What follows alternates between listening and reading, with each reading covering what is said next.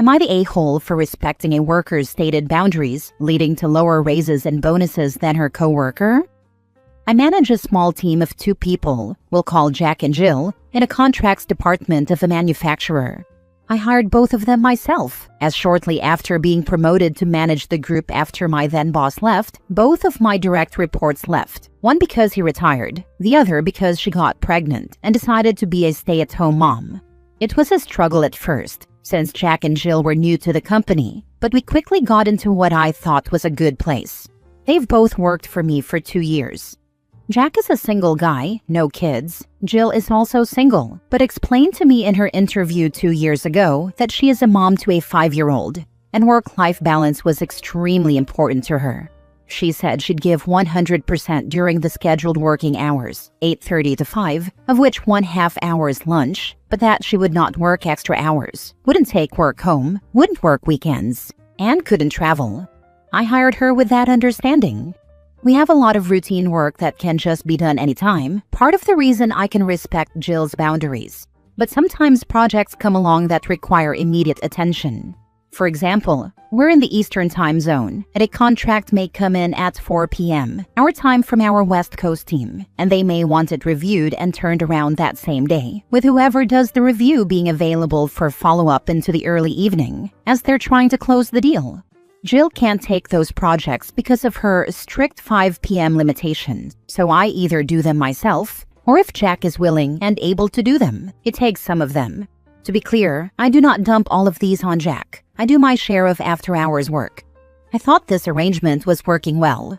Both Jack and Jill are skilled, competent workers, and if they both work the same hours, their output would be almost identical. However, because Jack is willing to put in extra hours, maybe 5 to 10 hours more per week, he gets more done. I've also sent him on some trips for on-site negotiations with clients that required overnight travel, which Jill can't do. The result is that, while I hired them at the same salary, Jack has received slightly higher raises and bigger year-end bonuses than Jill. Although I didn't think Jill knew this since we don't share this information, and I doubt Jack told her. This all came to a head when I was called into HR after Jill's most recent performance review to close out her 2nd year.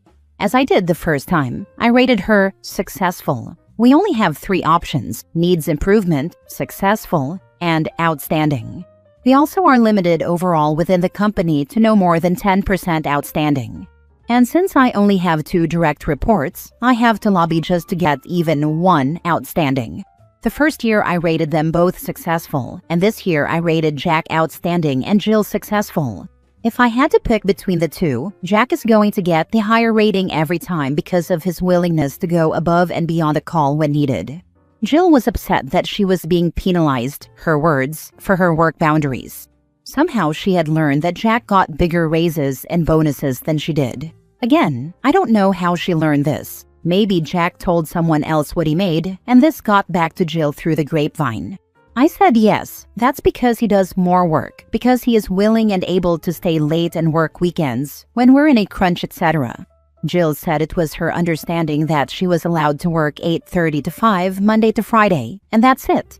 I said yes, I agreed to that when she was hired, and she is a good worker and I love having her on the team. But that shouldn't mean I couldn't reward someone who objectively did more work than she did, because they didn't have those same strict boundaries.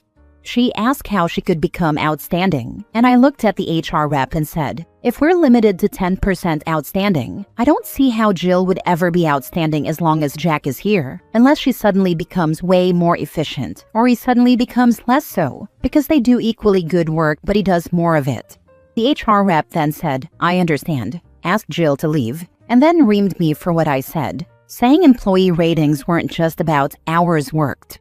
I said I agree, but in this case, their work is the same quality. Their clients both like them equally, etc. I have no basis to rate one over the other, except the fact that one is willing to put in more time, unpaid, since we're all on salary, and that I would stand by giving Jack bigger raises and bonuses and a higher rating every time.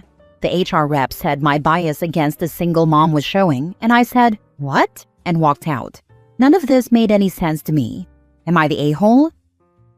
Now for the top comments. You put yourself in a corner by using hours worked as a metric. It should be about output. Jack is clearly going above and beyond and qualifying for outstanding, while Jill is doing what she's supposed to do. So she's successful, that's clear as day. But yeah, you went about it the wrong way by even mentioning hours worked. You should have very concrete metrics for your ratings, how many contracts did they handle, etc. Look at output. If she can't stay longer because she's a single mom, she is arguing that she should not be penalized for having a work boundary. HR made a big mistake in not talking to you first about your answer and critiquing it or brainstorming it. HR only cares about not being sued and doing things legally. They are worried about discrimination. OP should reach out to the same HR person and set up a meeting. Ask why she was not given a meeting with HR alone before the meeting with all three parties. Then request one the next time you have an HR complaint. Also go through all the answers you are getting on Reddit. There are a lot of great ones here, and ask which one would be best if/when it happens next year.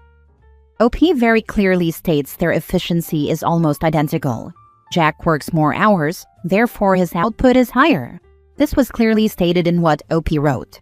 But that shouldn't mean I couldn't reward someone who objectively did more work. One of a number of times OP has explicitly stated more work that directly and unambiguously refers to output. Yeah, this is apparently where I messed up, according to Reddit. It is true that in the HR meeting I discussed Jack working more hours. It's also true that, because the work they do in the same amount of time is roughly equal, he is producing more output. To me, it's silly that I have to play these semantic games around output versus hours. If Jill had asked, or we had advertised, for a part-time position where she only worked 30 hours a week instead of 40, I presume she would have expected to get paid less than someone performing a similar role but working 40 hours a week. Then if it turned out she was a superstar who could do in 30 hours what someone else did in 40, I would, as a good manager, have to figure out how to compensate her appropriately. But if, as one would expect, she simply produced 75% of what the 40-hour worker did, no one would be surprised or upset that she was paid differently. So I guess I don't understand why it's a surprise to anyone when someone who works 45 to 50 hours in an average week is paid differently. Especially when I'd be more than happy to give her the same opportunity, except she expressed at the outset that she didn't want it. Again, I get that at the end of the day, it's about output, not hours. But as I said, the nature of the work is such that more hours pretty much automatically translates into more output. I think I should be given enough credit that I am capable of recognizing the difference between an employee who is working more hours and getting more done versus an employee who stretches 8 hours of work a day into 10 hours and therefore appears to be working more but really isn't doing more. Next story. Am I the a-hole for turning up to run lit up like a Christmas tree? I'm not entirely sure I am in the wrong here just because of how strongly some people feel about it. My coworker, let's call her Anna, is just getting into running and asked if I would join her for a run one night after work. I agreed, as I am an avid runner. We went for the run last week and only managed 5 minutes before Anna called it, refusing to do any more with me because of how I was dressed. As it was dark, I had on my running vest that had clip-on lights on both sides, and my head torch so I could see where I was running. I also had some reflective panels on my clothing. Anna told me that I looked ridiculous lit up like a Christmas tree, and that she wasn't going to be seen with me dressed the way I was. Anna had dark clothing on with just some thin reflective strips.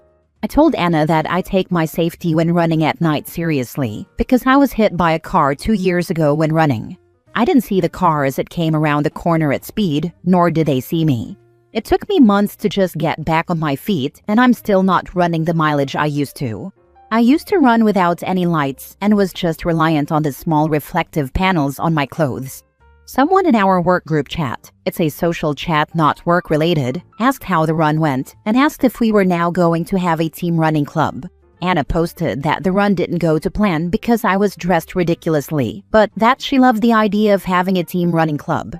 Somebody else asked if I was wearing my lights, as he'd seen me in them before, then asked Anna if she knew why I ran with lights. Anna told him that it didn't matter because it was embarrassing. People were chiming in about whether it was embarrassing or not that I had lights on. Anna then commented that if I needed to be lit up like a Christmas tree to feel safe when running at night, then I should just buy a treadmill. I removed myself from the group chat after that comment, as I'd had enough and didn't want to engage with it. I get that to Anna it was embarrassing, but she didn't need to drag me through the group chat over it. I never publicly criticized her for her outfit, though I did offer her my spare headlight if she wanted it. Not the a-hole. You got hit by a car before, and you're just trying to not die on a night run, and she turned it into some weird public humiliation bit. Her being embarrassed doesn't trump your safety. Removing yourself from the chat was the only sane move. Not the a-hole. Anna is unfortunately a horrible person. I don't understand her embarrassment and absolutely don't understand her bullying. She should be embarrassed, but because of her own shallowness and unkindness. Anna is a B. Go running with other co-workers who aren't a B. And when Anna gets hit by a car while running in the dark, buy her a light as a get-well gift. My daughter's best friend was hit and killed walking across the street in broad daylight. One time at night, I saw a dude on a bike get hit by a car. If he hadn't been on that bike, he would have been dead. I was shocked when he got up off the street. 1 second, and it's all over. As a driver in the dark Midwestern winter, I appreciate runners like you. It makes my life so much easier and prevents terrible tragedies. Not the a-hole, but Anna sure is. As was said above, run with people who aren't bees. Anna sounds like she's 13. I can't tell you how many times people in my neighborhood walking around early morning or evening in winter when it's dark AF outside, and I can't see them until I'm right up on them.